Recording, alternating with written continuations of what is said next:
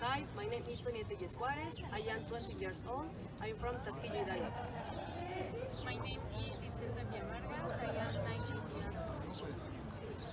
My name is Rubia Neipas Garcia. I am 18 years old. I am from Zumpango. Hi, my name is Amanda Lascano Pulido. I have 20 years old. I'm from Jalapa, Veracruz. My name is Sandra. I am 19 years old and live in Pachuca. Hi, my name is Jasmine Lara. I am 18 years old. I'm from Texcoco, México. El caballo es un herbívoro monogástrico con un tubo digestivo que se caracteriza por poseer un estómago relativamente pequeño y un intestino grueso que por el contrario es muy desarrollado. El sistema digestivo consta de órganos a los que concierne directamente la recepción y digestión de los alimentos, su paso a través del cuerpo y la expulsión de la parte no absorbida. Este conjunto de órganos se divide en dos grupos principales, conducto alimentario y órganos accesorios. El conducto alimentario es tubular y músculo membranoso y se extiende desde los labios hasta el ano. El conducto consta de los siguientes segmentos constitutivos: boca, faringe, esófago, estómago, intestino delgado e intestino grueso. Los órganos accesorios son dientes, lengua, glándulas salivales, hígado y páncreas. Boca del caballo. El término boca se usa comúnmente para significar cavidad u orificio de entrada del alimento. Es en el caballo una larga cavidad cilíndrica que cuando está cerrada se halla casi enteramente llena por las formaciones que aloja en su interior y comprende los labios, las mejillas, las encías, el paladar duro, el paladar blando, el suelo de la boca y el istmo de las fauces, que es el orificio de comunicación entre la boca y la faringe. Las funciones de la cavidad bucal y sus anexos comprenden aprehensión, masticación, insalivación y formación del bolo alimenticio. Esófago. El esófago es un tubo músculo membranoso de 125 a 150 centímetros de longitud que se extiende desde la faringe hasta el estómago. Posee porciones cervical, torácico y abdominal y una vez atraviesa el hiato esofágico del diafragma, termina inmediatamente en el orificio cardinal del estómago. El estómago. El estómago de los equinos es un saco en forma de U relativamente pequeño, variando su capacidad entre 8 y 15 litros. Su tamaño, forma y posición se hallan sujetos a variaciones considerables. Intestino delgado. El intestino delgado es un tubo que pone en conexión el estómago con el intestino grueso. Su capacidad es del 30% del total que tiene el aparato digestivo. Comienza en el píloro y acaba en la curvatura mayor del ciego. Su longitud media es de aproximadamente 22 metros y cuando está distiendo su diámetro varía entre 7 a 15 centímetros. Su capacidad es de 40 a 60 litros aproximadamente. Intestino grueso. El intestino grueso se extiende desde la terminación del ilion hasta el ano. Su longitud es aproximadamente de 7.5 a 8 metros. Difiere del intestino delgado por su mayor tamaño, ser en su mayor parte saculado, poseer cindillas longitudinales y tener una posición más fija. Órganos accesorios. Dientes. Los dientes morfológicamente son papilas intensamente calcificadas. Funcionalmente son órganos de aprehensión y masticación que pueden servir como medios de defensa y de ataque. Se clasifican según su forma y posición: incisivos, caninos, premolares y molares. Hígado. Es una glándula de mayor tamaño del cuerpo del equino. La mayor parte de este órgano se halla a la derecha del plano medio. Su color es rojo pardo con un peso aproximado de 5 kilogramos, pero en caballos de tiro puede llegar a pesar casi el doble. En el caballo, el páncreas es un órgano alargado situado en la pared dorsal del abdomen, casi todo a la derecha del plano medio. En estado fresco es de color rojizo. Su aspecto es parecido al de las glándulas salivales, pero es más blando. Digestión en el estómago del caballo. La capacidad máxima del estómago del equino es del orden de 15 a 18 litros. Sin embargo, no se llena más que hasta sus 2/3 partes, de tal forma que su contenido práctico es de alrededor de los 15 litros. La masa de alimento deglutido en un día puede alcanzar hasta 50 e incluso 70 litros. Si a esto le añadimos los 10 o 30 litros de secreción gástrica, tenemos un volumen muy grande, lo que provoca que el estómago tenga que desocuparse 6 a 8 veces por día.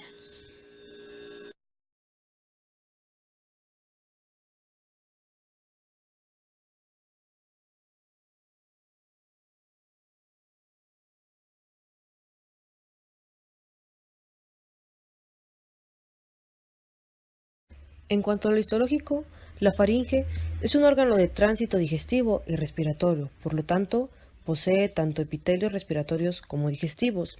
Tiene comunicación con la laringe, la cavidad bucal, las dos coanas, el esófago y las dos trompas de Eustaquio. El esófago contiene una túnica mucosa que a su vez está dividida en una lámina epitelial, en una lámina propia y en una lámina muscular. Posteriormente, la túnica submucosa, que está compuesta de tejido conectivo laxo, vasos, nervios y glándulas mixtas. La túnica muscular, que contiene dos líneas de músculo estriado, circular interna y longitudinal externa. La túnica adventicia es tejido conectivo laxo y mesotelio. En el estómago, la mucosa en los carnívoros es predominante, glandular, pero los herbívoros poseen una región no glandular de epitelio plano estratificado, que en este caso hablamos de los caballos. En la región glandular, la túnica mucosa se divide a su vez en el epitelio glandular, que contiene epitelio cilíndrico simple, glándulas gástricas, células parietales, células principales, mucosas y endocrinas. Después la lámina propia, que contiene tejido conectivo laxo, y la lámina muscular, que contiene músculo liso. Posteriormente sigue la capa submucosa, que contiene fibras colágenas, vasos sanguíneos, tejido adiposo y el plexo nervioso submucoso. Después la túnica muscular, que contiene tres líneas, la oblicuo interna, circular media y externa longitudinal. Y por último la adventicia, que contiene tejido conectivo laxo y mesotelio. En la región no glandular es considerable en los equinos y está compuesta por el epitelio plano estratificado queratinizado. El intestino delgado. En la túnica mucosa, que a su vez se divide en la lámina epitelial, contiene el epitelio cilíndrico simple con microvellosidades y células caliciformes, con glándulas intestinales, células acidófilas granulares. En la lámina propia contiene tejido conectivo laxo, vasos sanguíneos, linfáticos, leucocitos, tejido linfático difuso, nódulos linfáticos solitarios.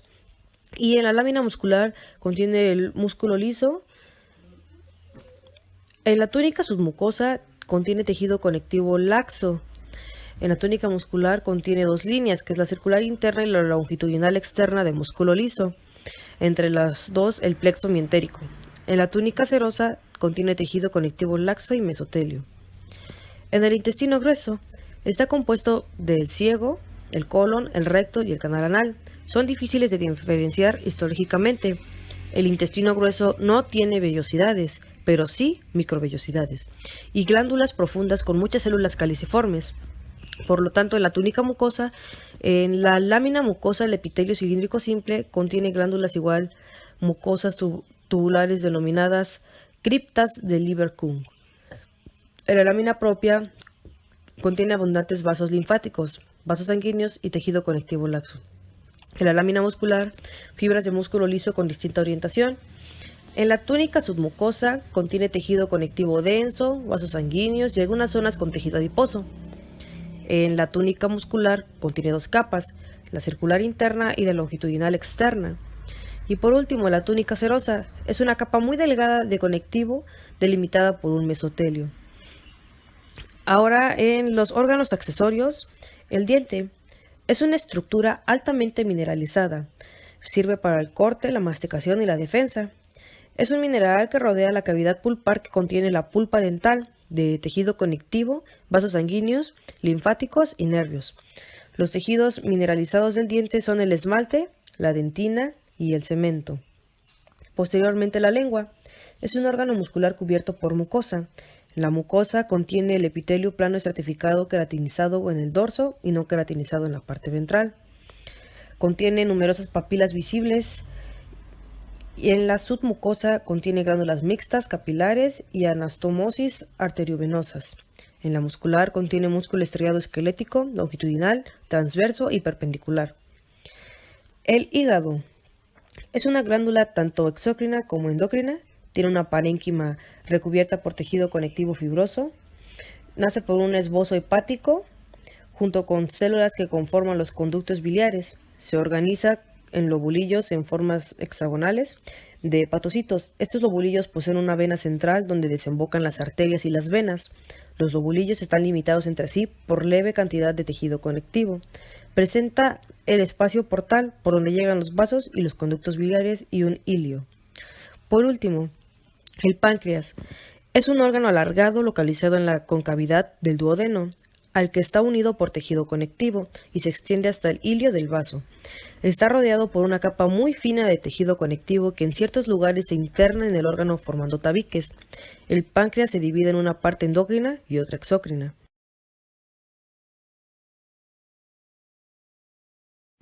Las células parietales o oxínticas son un tipo de células que se ubican en la parte superior de las glándulas oxínticas del estómago. Se encuentran mayoritariamente en el cuerpo gástrico y escasamente en el antro gástrico. Las células parietales poseen en su membrana basolateral receptores de 3 estimulantes, un receptor de la histamina, un receptor colinérgico y un receptor de tipo colecitoquinina. Su función se da en la digestión gástrica con la producción de ácidos gástricos y también del factor intrínseco. Cuando las glándulas oxínticas se atrofian, se provoca una gastritis crónica atrófica y la disminución de ácidos gástricos y del factor intrínseco. La glucólisis es una ruta metabólica que sirve para la obtención de energía a partir de glucosa. Esto se lleva a cabo en el citoplasma. Esta ruta se divide en 10 pasos. Paso 1. Consta de la fosforilación de la molécula de glucosa mediante una hexoquinasa y así pasa a una molécula de glucosa 6-fosfato. Cuando hablamos de fosforilación nos referimos a que el ATP entra y sale en forma de ATP ya que se le quita un grupo fosfato. Paso 2. Consiste en la isomerización de la glucosa 6-fosfato mediante la glucosa 6-fosfato isomerasa. Esto significa que la estructura es modificada a través de esta enzima para convertirse en fructosa 6-fosfato. En el paso 3 se vuelve a fosforilar la molécula obtenida mediante la enzima fosfofructoquinasa 1, en donde es agregado el segundo ATP y obtenemos fructosa 1,6-bifosfato. Paso 4. Se producen 2 moléculas, la dihidroxiacetona fosfato y la gliceraldehído 3-fosfato, mediante la enzima aldolasa, que lo que hace es separar la molécula que teníamos en 2 moléculas diferentes. Quinto paso. Obtenemos una segunda isomerización de la molécula dihidroxiacetona fosfato mediante la enzima triosa fosfato isomerasa para obtener así gliceraldehído 3-fosfato. A partir de los siguientes pasos comienza a liberarse la energía. El paso 6 consiste en la oxidación de gliceraldehído 3-fosfato mediante la enzima gliceraldehído 3-fosfato deshidrogenasa, en donde se agrega NAD y es reducido a NADH más hidrógeno. Y así obtenemos 1,3-bifosfoglicerato. Paso 7. A través de la enzima fosfoglicerato quinasa, la molécula 1,3-bifosfoglicerato dona uno de sus grupos fosfatos al ADP, el cual se convierte en ATP y se obtiene en 3-fosfoglicerato. En el paso 8, el 3-fosfoglicerato se isomeriza. En este caso, el 3 cambia al carbono 2 y se forma un 2-fosfoglicerato a partir de la enzima fosfoglicerato mutasa. En el noveno paso consiste en la reacción de la enzima enolasa, lo cual se agrega agua al 2-fosfoglicerato para así obtener un fosfoenol piruvato. Finalmente ocurre el paso 10, en donde mediante la enzima piruvato quinasa el fosfoenol piruvato se desfosforila, o sea, dona su grupo fosfato y se produce una segunda molécula de ADP. Y así se convierte en piruvato. Finalmente obtenemos como resultado 2 piruvatos, 2 ATP y 2 NADH.